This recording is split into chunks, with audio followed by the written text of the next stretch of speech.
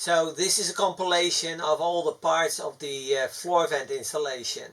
It is quite an important part of the video of the van build because ventilation in the van is high on my list. In combination of the roof vent, I installed a floor vent just behind the driver's seat. And the upcoming video is about all the parts that fit together to make it work. I started with under the van, where there's an access hole to the floor. I was able to make a hole inside the wall cavity to make that connection and use the hose and a vent in my lower cabinets under my bed to complete it all. So enjoy. Let's get started.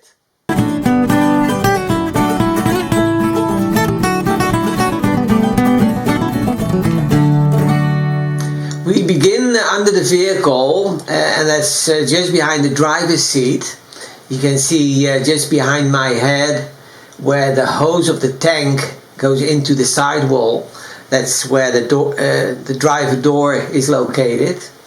And just behind there, under the vehicle, there is an opening that enters into the sidewall. The bottom of that sidewall is closed, so I use a drill and a hole saw to make a large hole in there. I start with a small drill bit and then continue with a hole saw. This is inside the wall.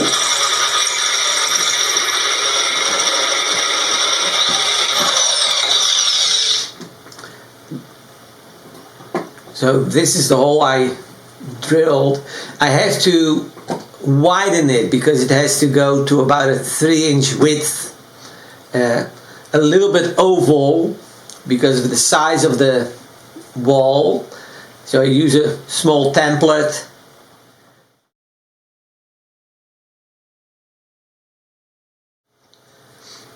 I use different means like a hole saw and a hacksaw to open it further up. And then a file and sandpaper.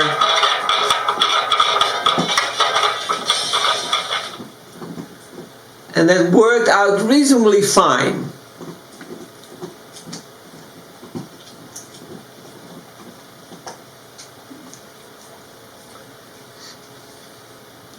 It's incredible what you can do with a little piece of sandpaper. Then, of course, against rust, I'll paint everything that's exposed. And now you have a complete hole down the sidewall to under the vehicle. Then I use a vent hose for dryer, which are pretty sturdy. But because of the oval hole in the wall, I bend it just to fit that area, as you can see, and that goes all the way down and you can see it appear under the vehicle.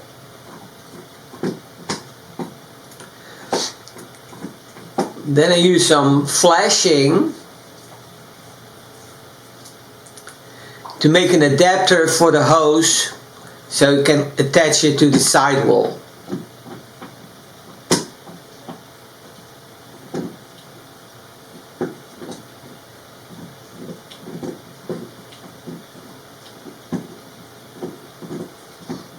It's easy to cut, you see.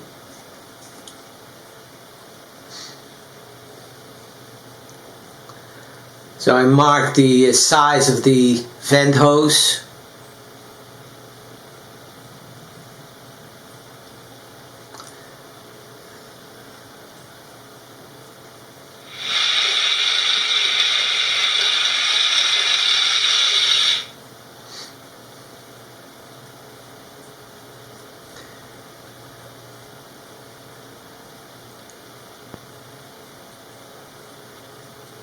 And after I open it up, I cut a few tabs on the side so I can attach it to the hose. I use two separate layers to make it a little bit sturdier as well.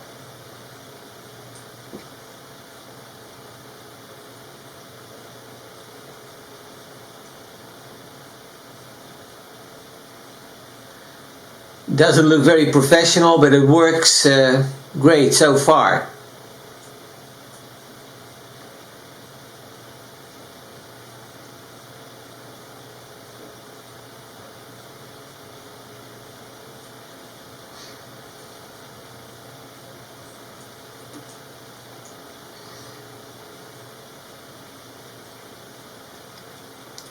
I use some gutter screening to place over that flashing and connect all three of them to the inside of the van.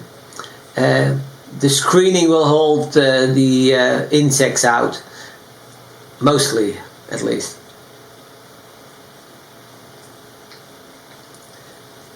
So pull out the vent hose, attach these two pieces of flashing,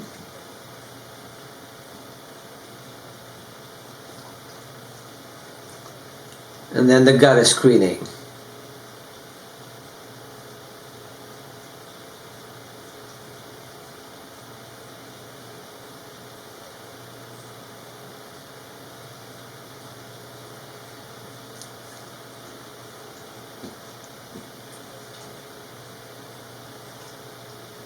There goes the screening. What I have are the lower cabinets, and they start at the driver's seat, and the bed is on top of here. And then at the very bottom, in the wall, behind the lower cabinets, the floor vent is coming out. So this is an example of it. So it probably sticks out this way through the cabinet into this location. So I have to make a hole here for the vent cover. And I got a vent cover. I could have gotten them in different sizes. And while the vent tube is about 4 inches wide, I chose for a 3-inch cover, 3-inch internal. Mainly because I think it has to come way down at the bottom, and it's just aesthetically a little bit nicer, I think. It's a personal choice. So what I have to do is make a hole here that fits the vent cover. So I'll drill a hole, a pilot hole, that goes all the way through to both sides. Then I use a Forstner bit from one side as well as from the other side to avoid any damage to the Formica.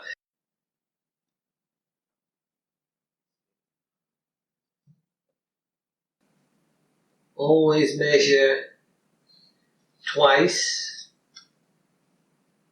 or 3 times before cutting a hole.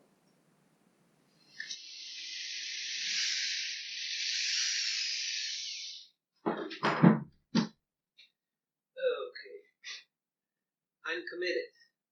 That's nice. What I'll do is I don't want to go all the way through to avoid any damage to the Formica on the other side, which is more important. This is the front. I'll just turn it around and start from the same pilot hole to the back.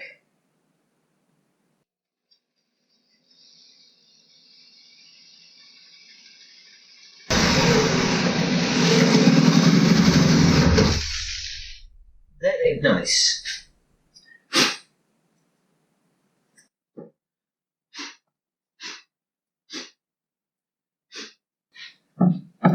So I have to go about halfway deep into the hole, so I have enough room left for the guide.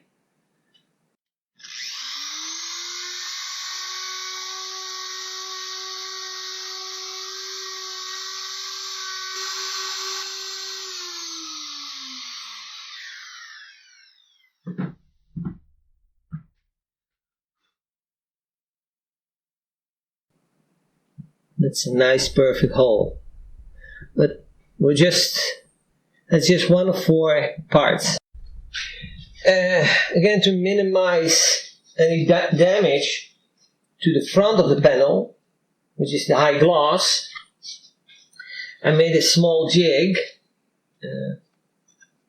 I'll put some paper towel in between. The only thing what I still have to do is right now is adjusting for the depth of the second bit. Got a second bit, a straight bit, also with a guide. The guide goes into the groove that I just made at the bottom. When I go over it now, the guide rides into that groove, and the bit itself takes away this excess which still left. First some juice. Okay.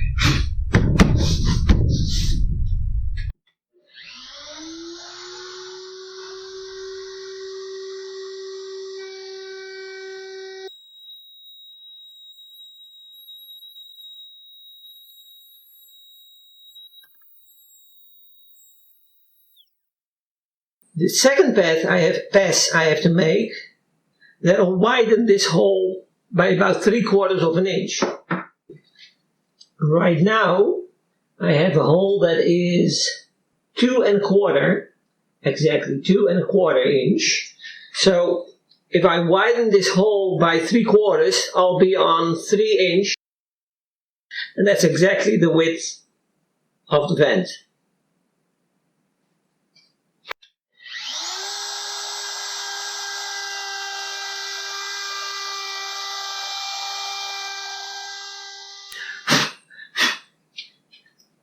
Now the big reveal. It is exactly 3 inch.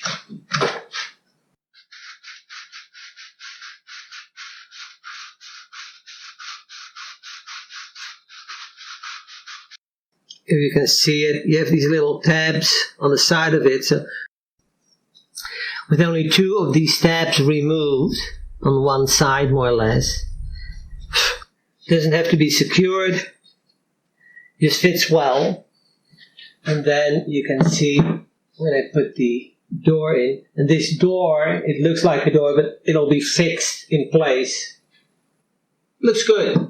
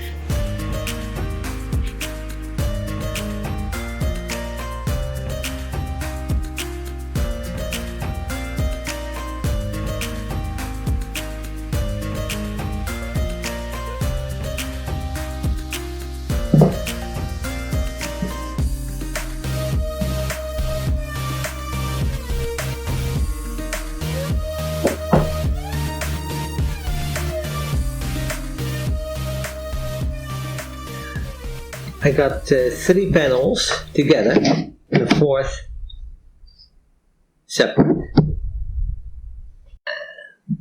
Made a circle here of about 3 1/4, 3.5 inch wide in diameter.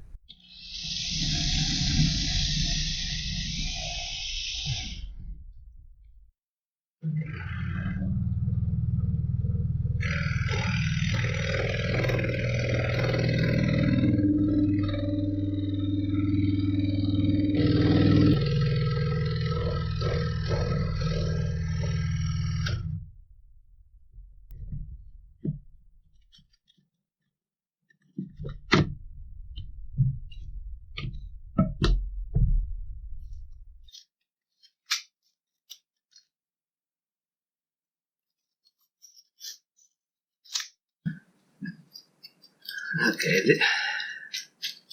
this is how I put it through here. So the tube will be attached to this panel, likely a smaller panel. Then I would attach these two, so it has a solid connection. Then we would have the sliding panel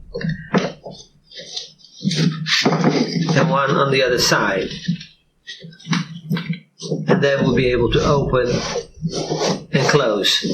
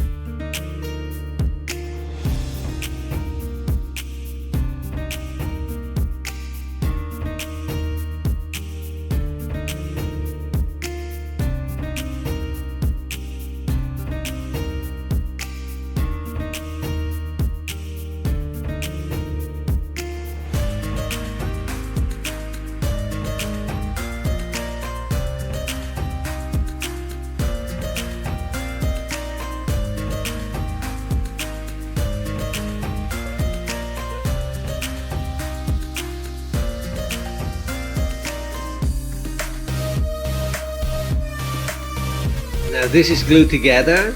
We have a closable vent.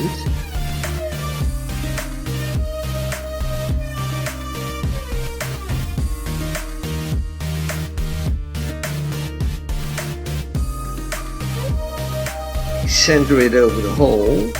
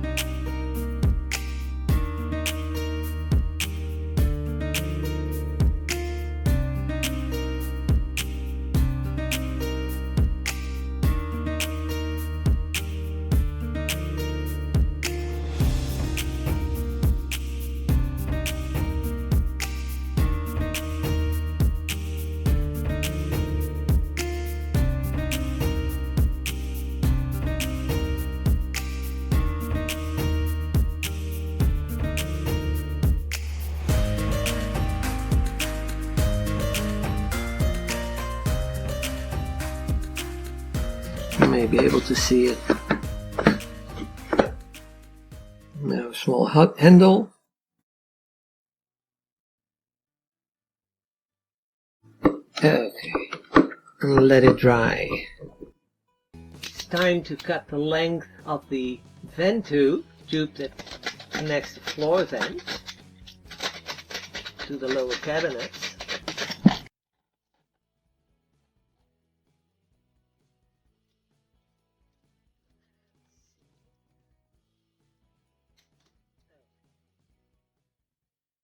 So now we have it fairly disconnecting. I'm now taking part of the blast fan apart.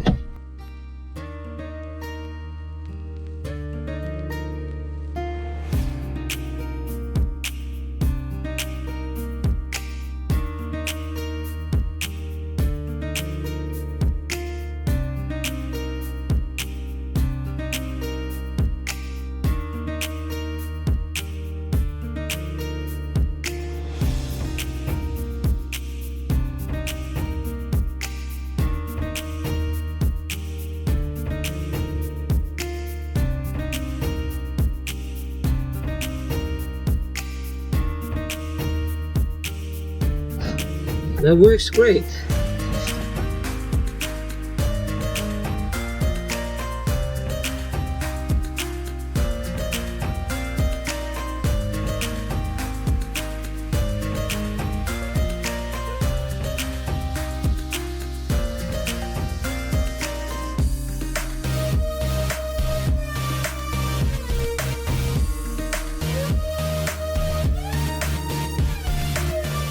made a back panel for the inverter, a side panel, and a small cover over the floor vent tubing.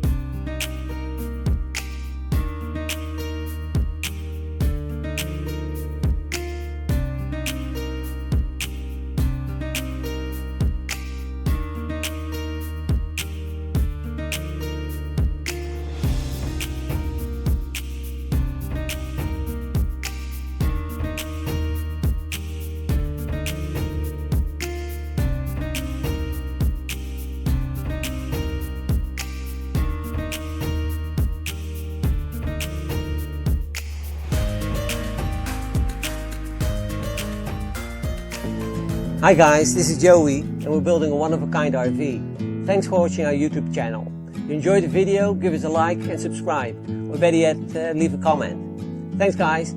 You've done a good job.